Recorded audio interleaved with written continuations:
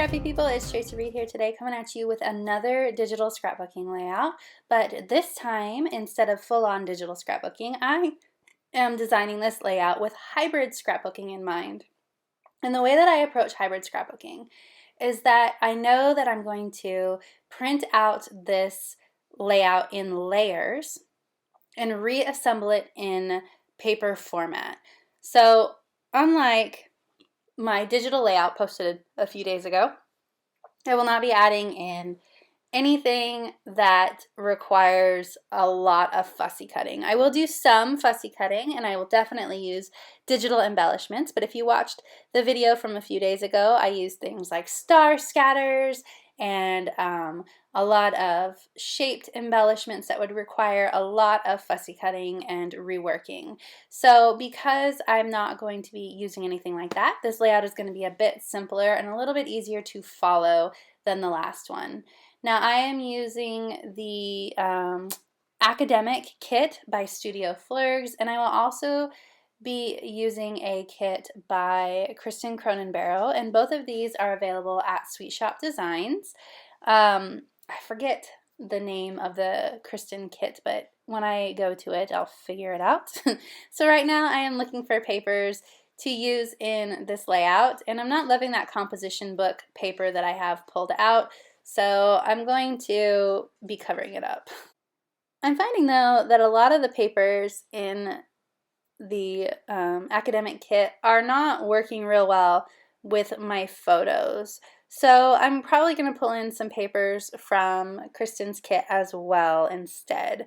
I do settle on these two papers for the 4x6 backgrounds. And I'm looking through the papers going, yeah, there's not a lot that I think will work real well with the photos that I have. But that's okay because Kristen's kit coordinates nicely with this kit, and so I can mix and match the papers really easily.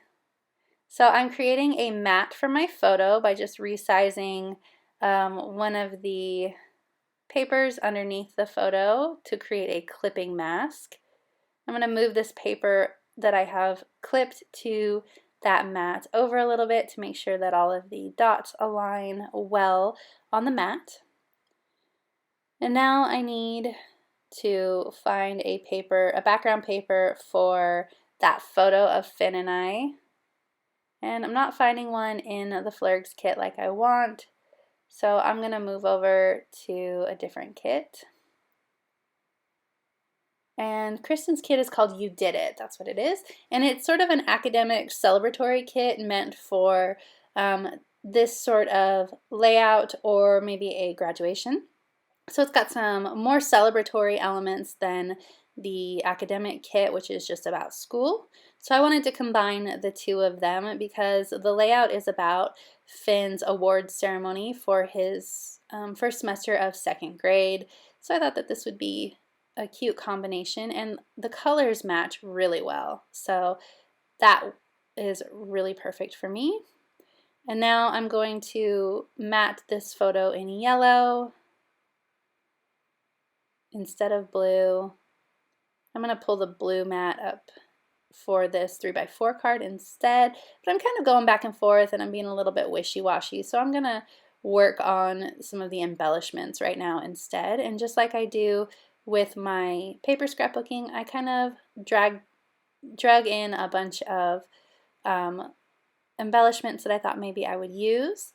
And again, like I said, because I am looking at this from a hybrid point of view, I'm not bringing in too many digital embellishments that would be hard to cut out.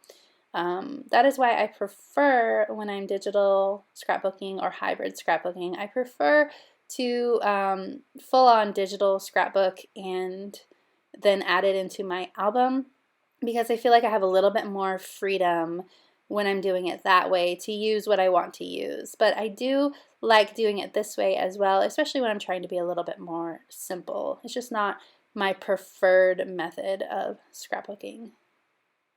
But it is a nice and easy way to introduce yourself into using digital embellishments, and there's so much digital embellishment out there to be had. I really feel like if every paper scrapbooker could see what is offered, even just at the sweet shop alone, they would be flabbergasted at the product that they have been missing out on that they can use in their scrapbooking, and they would all immediately jump on board the hybrid train because it's just so awesome having access to so much product.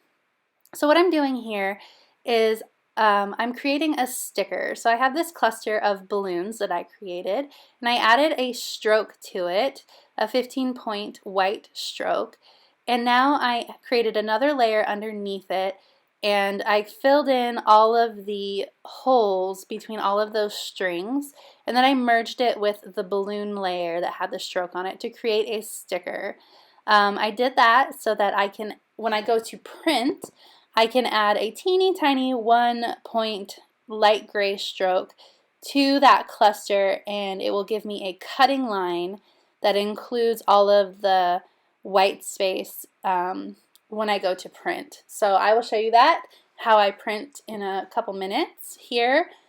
I decided that I wanted that 3x4 card to have a diagonal half and half paper effect to it. So what I'm going to do is I'm going to duplicate the rectangle that I'm using as a clipping layer, and I'm going to use my delete anchor point tool, and I'm just going to delete that top left corner to create a triangle rather than a rectangle, and then I brought in another paper and clipped it to the triangle.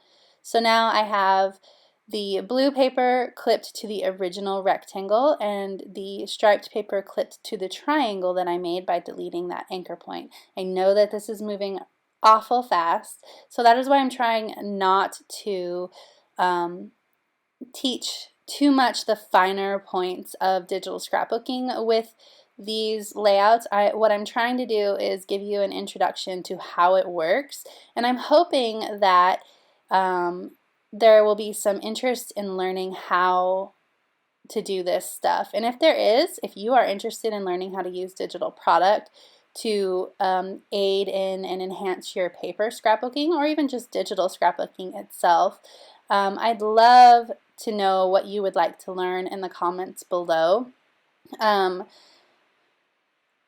I can go a lot slower if I know specifically things that people want to learn, and I would be happy to do that. My goal this year is to bring more people to the dark side and help people understand that digital scrapbooking isn't really what you see people doing with apps. That is definitely digital scrapbooking, but digital scrapbooking itself is started out much more layered like this, and a lot more like regular scrapbooking than what the apps allow. And so I see a lot of people talking about how digital scrapbooking is too simple for them, but I wanted to show you that it actually can be as intense, labor intensive, and layered as you want it to be. So what I'm doing here is adding in my journaling to this card, and I was initially going to just journal on each of these lines, but it wasn't enough room for my journaling, and I will discover that here as I get down to this bottom line. So then I was like, well, I'll just add 2 lines of text for each of these lines since I have all that extra room. So I start doing that and decide, no, that is ridiculous. I'm just going to erase all of these lines and just fill up the journaling card like a regular non-lined journaling card. So I'm using the paintbrush tool, and I selected the color of the card, and I'm just going in and painting over those lines. So I'm going to delete all of these extra journaling blocks. Instead, I'm going to create a new one by clicking and dragging. I create a text box. I filled in my text here again. And now I'm adding line spacing so that it fills up the whole box. Check spelling. Then I'm going to merge it to the card so that they stay where they're supposed to stay together. There we go. There's a little blue line at the bottom of this card that I'm deleting too with the paintbrush.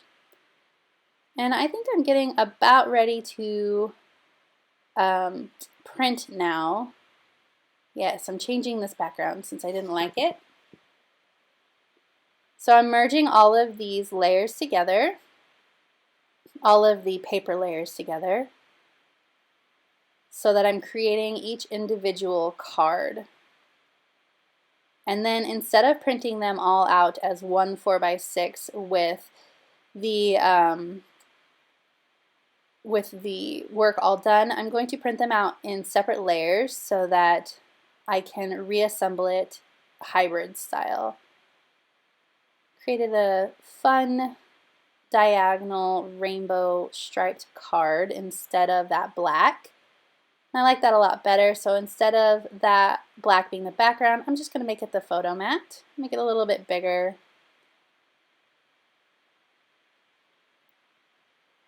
And then I'm done with that. So now I'm going to merge everything together. I'm going to, I'm deleting the white stroke outlines that I added to the photos because I can just cut them out like that. And now I'm going to move this G up so that it's all the way on the photo, and I can just print it directly on the photo like a photo stamp. There we go. I'm going to merge that congrats to the photo. Finding a different paper for this matted photo. I'm going to go with blue. I'm going to delete that stroke on that photo as well. Merging everything together. Getting it ready for print is basically what I'm doing now. Merge, merge, merge, delete, delete, delete. I deleted that white card in the middle because I'm actually going to be using a paper card that I already have pulled out instead of a digital card. So now what I need to do is I need to arrange these into print sheets, and my print sheets are 8.5 by 11. So I'm going to move everything to the middle, and I like to waste as little paper as possible. So what I'm going to do is I'm going to create two 8.5 by 11 print sheets with the cards and the embellishments, and then I will print the photos on glossy paper. So I've turned off the photos so that you can't see them anymore, and I'm going to align all of these cards together to get as many as possible on the page. So I'm creating a little gray stroke for the outside of these envelopes, on the outside of these balloons so that I can fussy cut them easily. And then just rearranging all of these embellishments to make them fit on one page, because I'm just going to cut them out so it doesn't matter what they look like on the print sheet itself. I'm going to do all the 4x6s on their own page.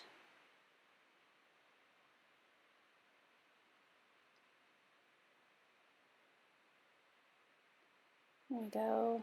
Oh, that one's not going to fit. This will if I rearrange a little bit. So I'm going to turn it off for a second and rearrange. I'm going to rotate this and put it in the bottom corner so that I can stick that torn paper strip in between the two. And it fits perfectly right there, yay! And then I'm going to move these two washi tape strips up here, and that sheet is ready to print, so I'm going to merge it all together and then turn off the visibility and do the same thing with the 4x6 cards. 1, 2, and 3.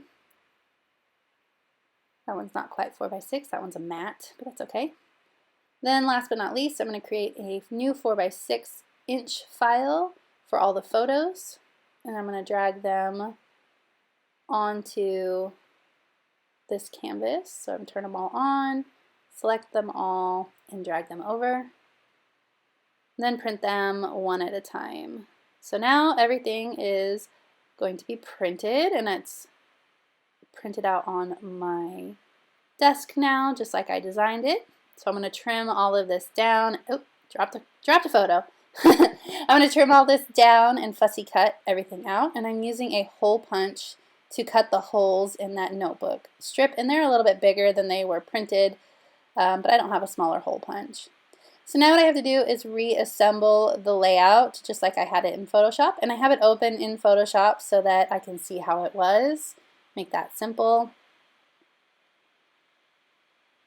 Mats and cards.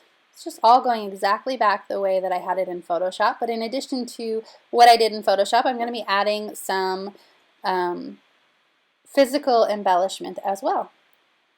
So now I've got to stick all this together, and that was the card that I had already thought about adding. I'm going to use it as my title card, so I'm going to add to it. And it feels a little bit tedious reassembling it, but this is how you sort of get that layered feeling, that realistic layered feeling. I could have printed all of these out just the way that they were and still added paper embellishment to them, but I feel like this is the way that a lot of paper scrapbookers would really enjoy the process, is printing them out in layers and reassembling so you get that tactile feeling. So that's what I'm doing here. There's many, many ways that you can incorporate digital embellishment into your paper scrapbooking. This is only the second way that I have recorded a video. If you have questions, or if you'd like to see things or processes up close and personal and have more of a tutorial video rather than a process video, I would love to do that for you. So if you have questions, just leave them in the comment section below so I can do that for you and start addressing like specific questions and needs that you guys have. So now I'm going to incorporate some paper scrapbooking stuff. So I have this washi tape, and I'm going to add UR to it in the red alphabet. I'm going to trim it down here, and I'm just going to put UR awesome. And I'm going to add in some puffy stickers, some puffy hearts, just to highlight that UR a little bit. I would have liked puffy yellow stars that I had 2 packages of forever, but I think I used them all, so I just had the hearts. Then I'm going to add in some extra stuff on some other cards here. Not too much, just enough. I thought maybe about adding this hello because it was cute, but it was black on black here and it didn't work out very well. I'm going to add these, or I'm going to add one of these cork arrows here so that it's pointing at Finn.